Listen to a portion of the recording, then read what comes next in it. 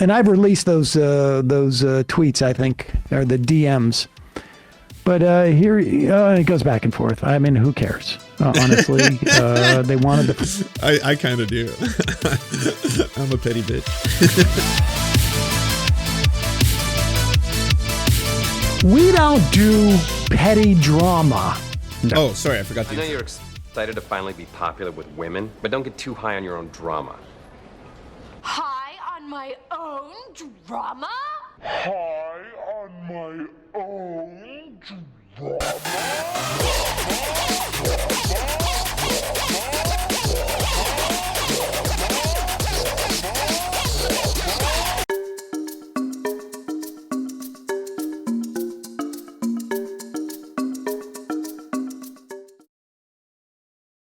On this because we do. Yeah. program, except on Fridays. And so it is Friday, and sometimes on other days. But the thing I do notice, okay, is that, now I'm not saying that, is that when we do these type of dramas on the sort of left or center left or far, when we do these things, it's usually around policy, almost always.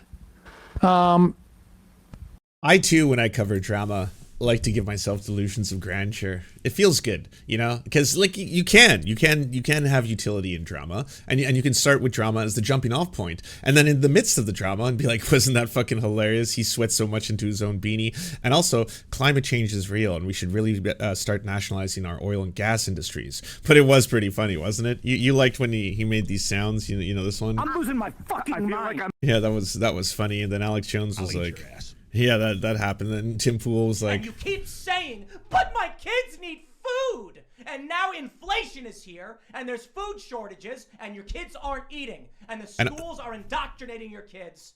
And also, you should boycott and divest from Israel and the Israeli war machine, as well as the U.S. war machine, if you happen to be a financial institution or university. And you should also apply pressure to financial institutions and universities to do that. Yes. And now back to filth. Slop. You want slop, do you? At the Daily Wire. She had a contract coming up. And then... weird timing. You know, like... Tim Pool getting into it with the Groypers or whatever that was going on about that. And like all of this stuff is all just sort of like these petty things. Like, you know, Tim Pool invited me to come on his show. And people can go back and look at the Twitter exchange. Or on Twitter, he's like, I can't get lefties to come on my show. And I said, available. So he said, great. It's we do it on Mondays live in the studio. And by the way, I asked about this when I went to, this was before they started filming the segment. We were all sitting down and I brought up Sam Seder, and I was just basically like, hey, by the way, why won't you just like do Sam Seder with a remote? You know, I know you can do it. You have the equipment, you broadcast live, you 100% can do a Zoom call. In fact, you've done interviews on other shows with Ben Shapiro, so I know you can do that. And his answer was, see this? See this? You won't have this. You won't be able to, you won't have this, right?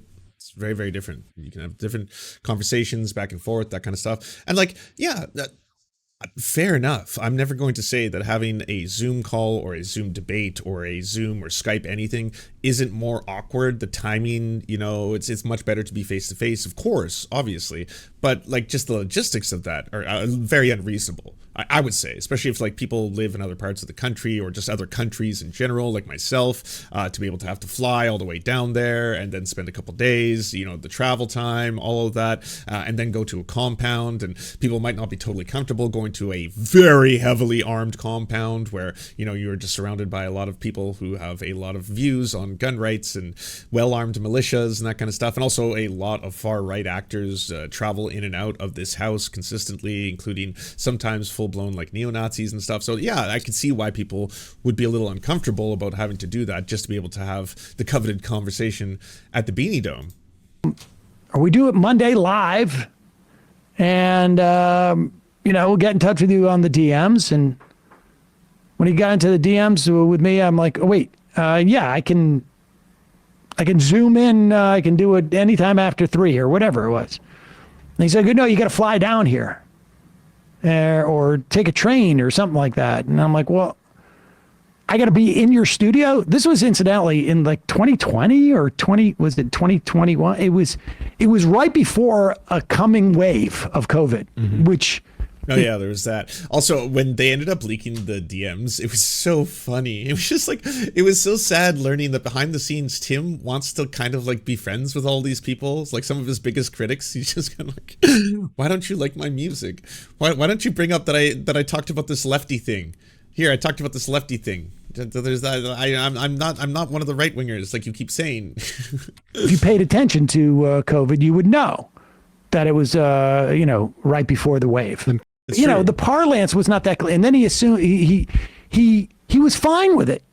And then like a week later, he got mad and just sort of like, and it was quite clear after that like this was some part of, said I should be blacklisted or that I was blacklisted, all this. Marketing. I only tell this stuff. It was marketing. I only tell this because he later then goes on to the Patrick Bet David show. With the boys. Which I had done. I was very polite and an easy guest, I think, and I didn't agree with their politics. But Patrick Bet David had Tim Pool. Called Emma Vigeland a pedo and then expected her to hang out after the show. Yeah, I can't imagine. Like, see, for me, I wanted to like just get the fuck out of there as quickly as possible, right? Like, the deed had been done. That was before I found out that you have to do the after-hours show, and I was like, oh god, so got to crack a Bud Light and see how this goes.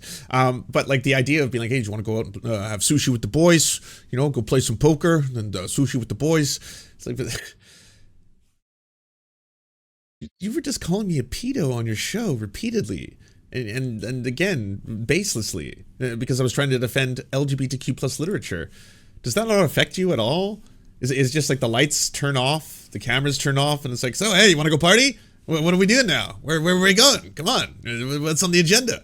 It's like, oh, I'm gonna go back to my hotel far away from here and count down the minutes until I get on that plane. On and Tim Pool said I was a charlatan or whatever it was, and that I shouldn't be on anybody's show, that I was rude and this and that. And then, irony of ironies, it turns out that Tim Pool does to Patrick Bet David what Tim Pool did to me, and they have this little petty drama.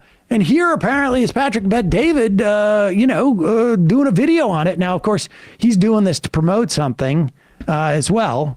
But, he's a master promoter. Good.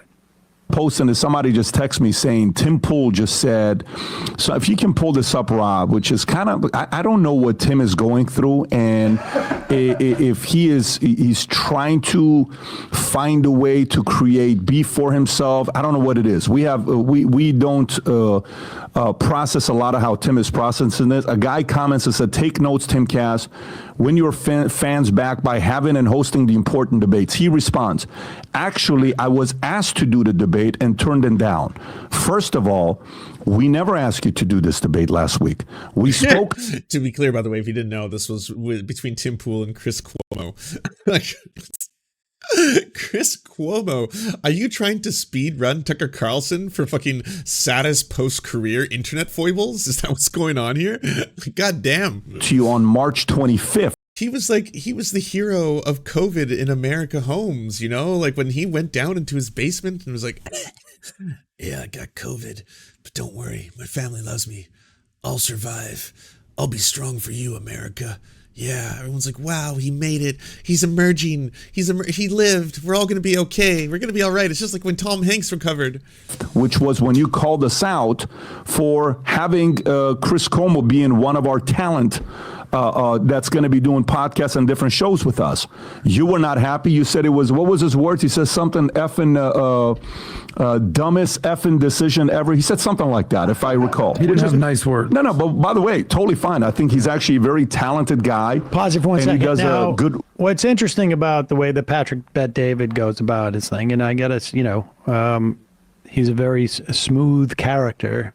Yep. He says, Tim's going through some mental problems right now, which is actually, I think, probably true. I think Tim's feeling a lot of pressure. I have a feeling probably, on all sorts of fronts. We played that video where he had that breakdown about the plumbing, but I think there's other things that are going on where he's being held to account. Didn't we talk to somebody recently who was talking about like some liabilities that Tim Pool might have. Didn't we speak to an attorney? Right? Maybe something like that going around. The honor of the speed run failed goes to Bill O'Reilly. He was doing shows out of his chair within weeks of being fired. You know why Bill O'Reilly, I guess, maybe is a good example of someone who failed miserably at that is that he actually just dropped off the radar. Whereas Tucker Carlson, he figured out, okay, if I'm going to do this, if I'm going to go and have an internet show instead of being on television on the largest news program, nationalized news program in the US, I'm going to have to go Alex Jones. Like full Alex Jones. He was like, I got to ramp up the bat shittery of this. I got to bring on wild guests. I got to talk to the guy who knows what Obama's cum tastes like. I got to do it. I got to have a Kevin Spacey special. Like we got to go full Alex Jones with this. And so that's why I think he's kind of maintained a little bit of relevance ever since.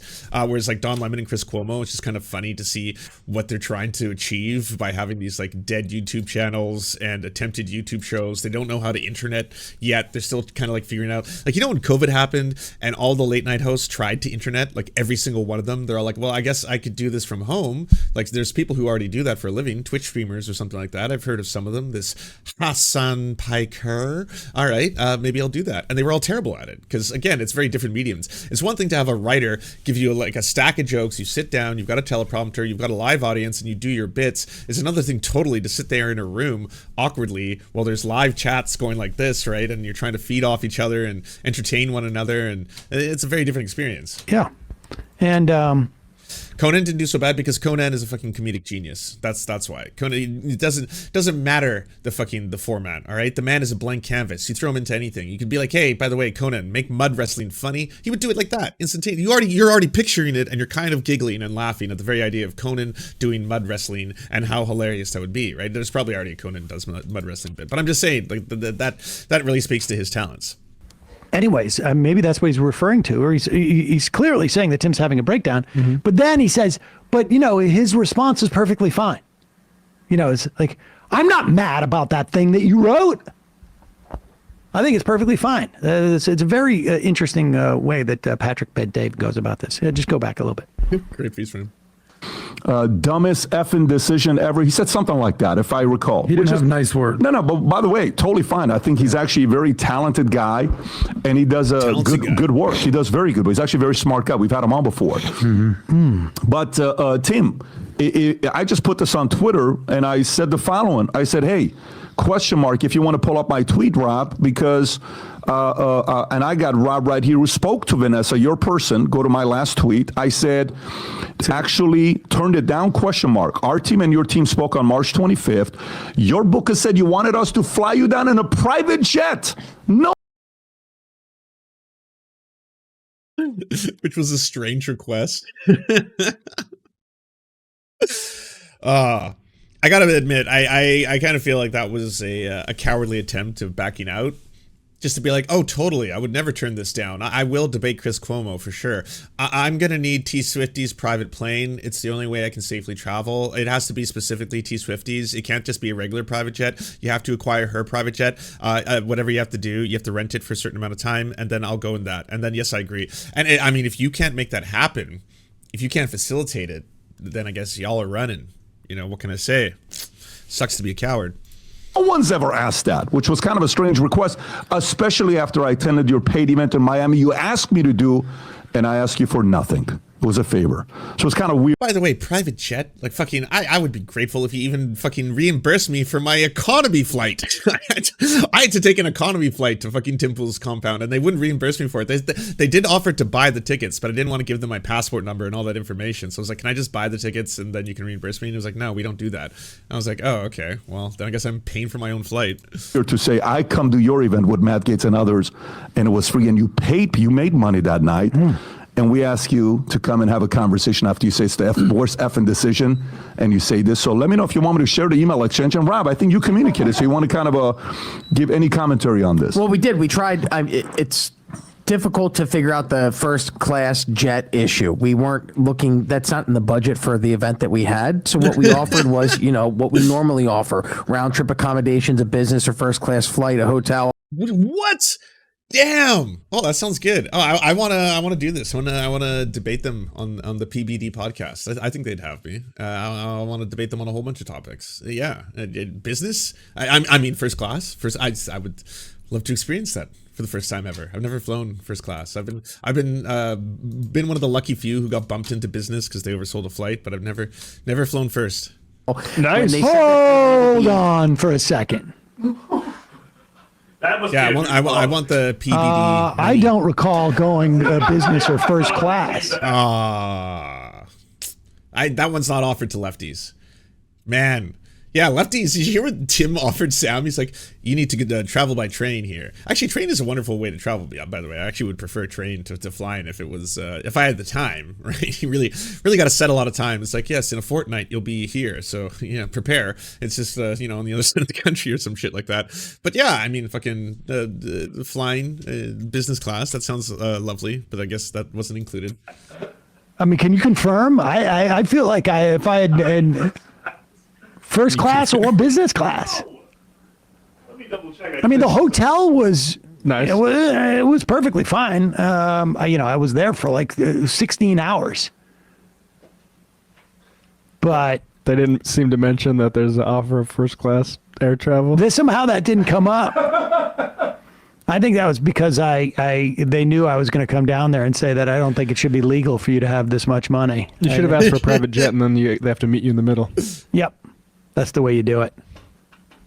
It's just people in different, worlds than me. Like when Bill Maher was calling out Bill Burr for not flying private, when he was actually like, what, you fly fucking first class like a chump, like a porzy, like an unwashed? What? Why do you fly first? He's like, it's perfectly fine. It's all they do is to treat you like a human. And that's what first class is like.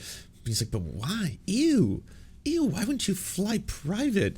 Have you ever looked up how much, just like as a lark for fun, how much private planes cost? It's like $15,000 an hour. And that's what like a private plane costs. If you want to charter a private plane, you can do it. It's $15,000 an hour to a destination of your choice. Go ahead. Private jet, we offered to do the podcast on a different day and time so that he could fly down on a commercial plane but still keep his recording schedule and come work with us and do the podcast. And they continued to insist after multiple times that they just wanted the private jet. So that was the negotiating. Well, he does live in a city that's Hey, Lost, good to see you. Everyone check out Lost SIOUX. not located near a big airport. I mean, literally, I think he's somewhere out in West Virginia. Oh, Tim, what an apologist. I'll say a bunch of nice things and maybe something you should look into. Smart, opinionated, gets views, very capable. Sorry, I just but have to book stop it there. recommendation- We know that he's actually not that far out because he has guests into his compound all the time, and they don't have to take private jets. They're close to DC. Okay, so Brandy Morin won't be coming on tonight. She's going to be coming on either next week or the week after, the incredible Indigenous journalist. And then tonight, Kat Abu is coming on.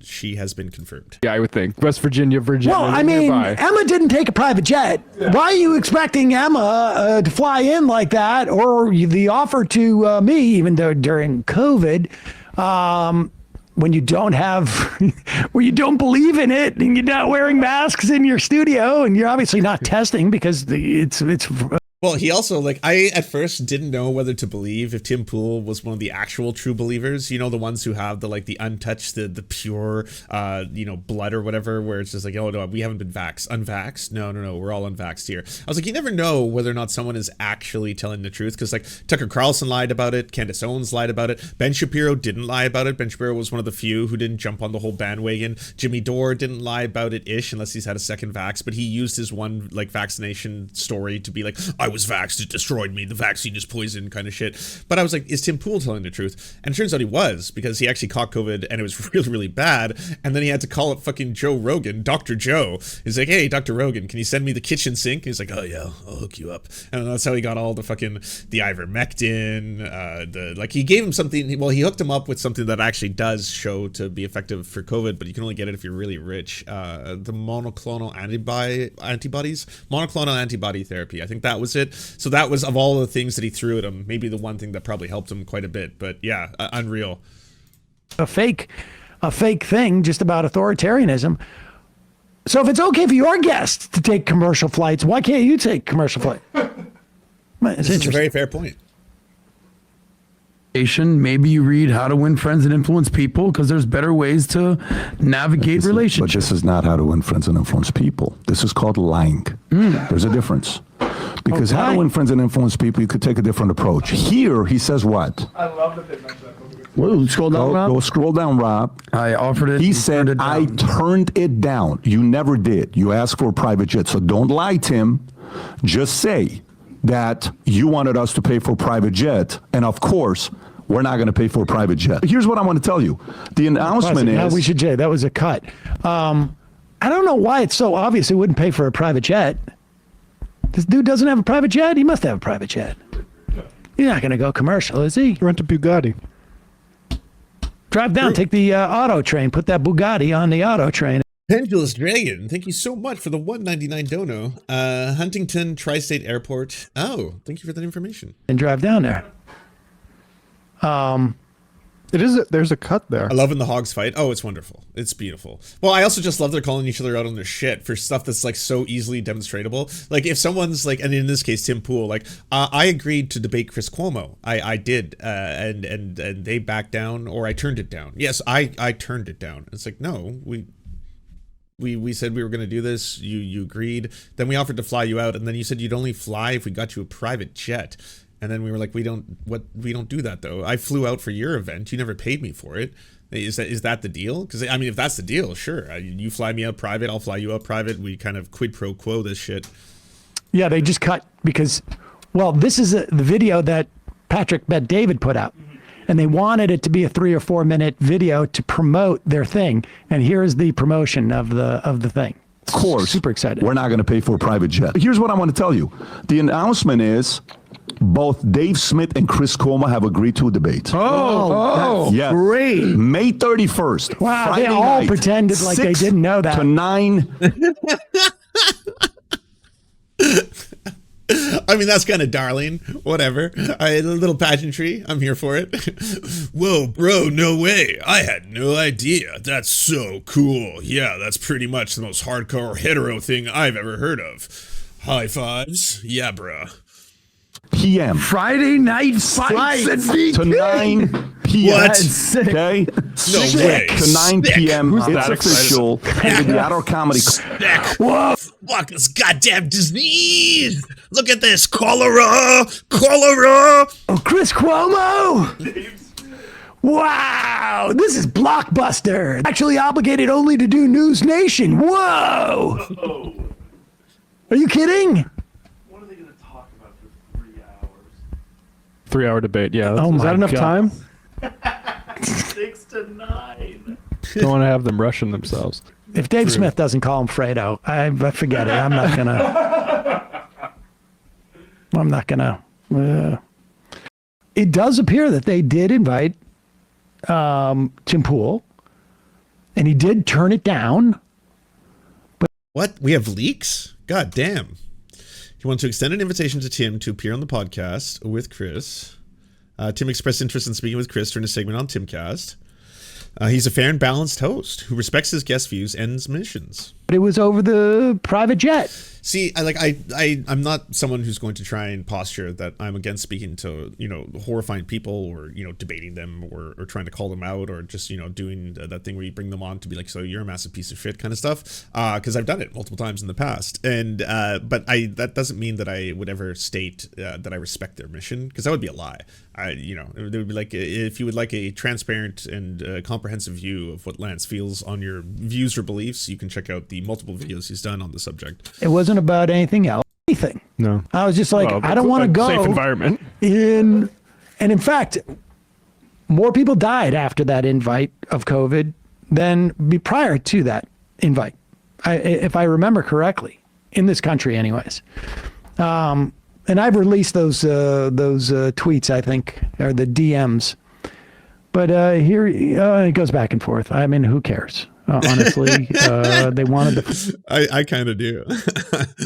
I'm a petty bitch. Hold on.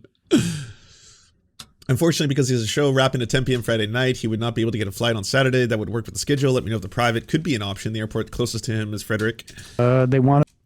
Could Tim do an evening pod? Oh, he's got a handler, man. Could Tim do an evening podcast as opposed to a morning episode? We could shoot for an 8 to 10 podcast to accommodate his travel needs. As for the private plane, we've only flown guest first or business class. And even then, I would be so grateful. I'd be like, "What, business? Seriously?" Yes, no, that is what I need. And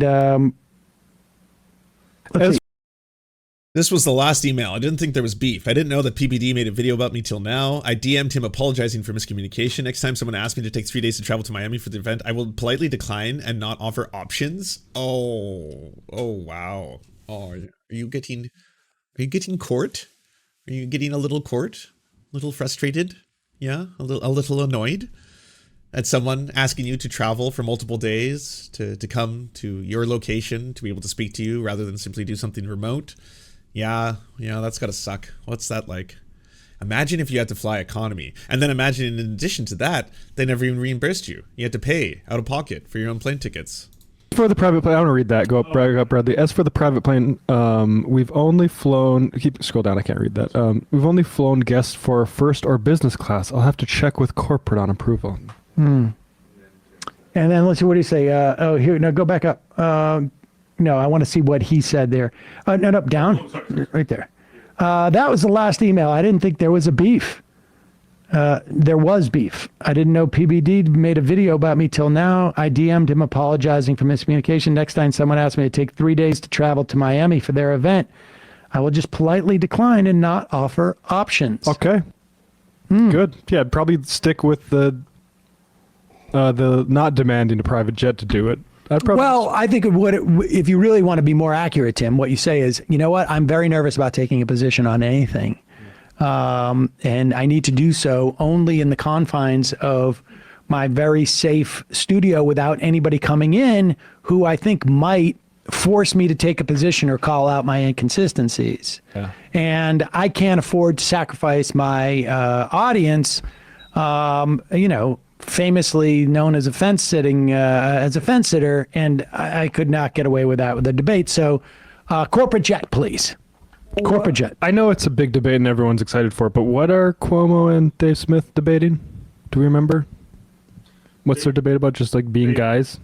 Different guys? I don't know what they specified topics or anything. That was just the promo. I think it's Israel. Video. I think it's Israel. I mean, that's interesting. I mean, I don't think much of Dave Smith, I'll just say, but he will have more of a position than fence sitter Tim Pool. I mean, Dave Smith without a doubt.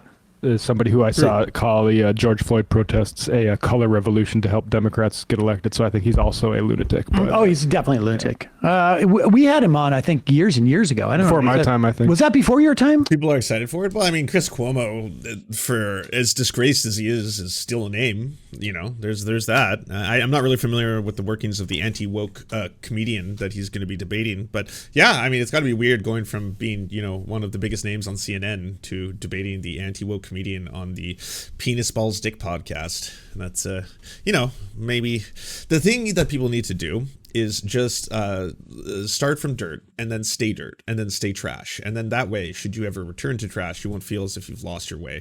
That's been my strategy. I'm proud of this dumpster fire that we've created, and it's not from scratch. But for the help of multiple different people. No one just makes it on their own. There's no such thing as like the self-made man. Like literally, did you just were you a divine conception? Did you just appear in Earth and did you have no ties whatsoever? No family history, no background, no ethnicity, no race.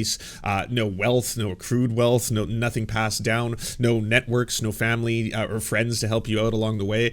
You were just 100% self-made. You just suddenly came into existence divinely, and then boom, you created your own path and you made it on your own and you succeeded, and not for anyone else's help at any step. Yes, you picked yourself up from the bootstraps you didn't even have in the first place. And incredible. I mean, wow, the talent alone. Howdy everybody. I just wanted to let you know that for the cost of a cup of coffee, you can unlock bonus uncensored episodes of Mind Explosions by going to patreon.com/theserfs. Our videos couldn't exist without your support, and all our content is released early to our Patreon subscribers, as well as a ton of extra content you can't get anywhere else. Please like, subscribe, and thumbs up this channel, and if you're feeling extra perky, share it anywhere you think people would like to see or learn from our videos. Thank you so much for watching, everybody. We first want to give a shout out to everyone who makes this show possible. This program is produced thanks to the generous support of our Patreon supporters: Anna Loves Riley, Arian McCarthy, Cheryl Alvarez, Comrade Junkie, Doug Caddy, Everything Important, Hagbar Celine, Jimmy Sombrero, Multi Mondi, Omni, Peanut Butter Blondie, Political Poppy, Preston Kroll, Quiet 185, Richard Bomey, Riley and Anna, Roller Dragon, Ruby, Cernicus, Stellar Gwyn, Sebastian Demmel, Travis McClinton, and Words Greenwood, as well as every other person you see on the screen right now. This show would not be possible without them. And if you want to join these wonderful people who make this entire program possible, simply go to patreon.com/the Serfs and you can unlock uncensored and bonus episodes and, help us exist.